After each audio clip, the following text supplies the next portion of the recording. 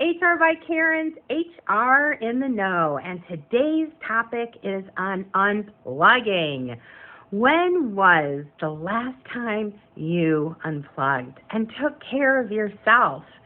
I talk about this often because it's not said enough, and I think that I do it because I don't do it enough.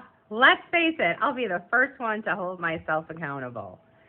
Last weekend, July 4th weekend, I unplugged all 3 days. I didn't open my laptop. I didn't make calls, look at my emails, do any work. I actually cleaned my house.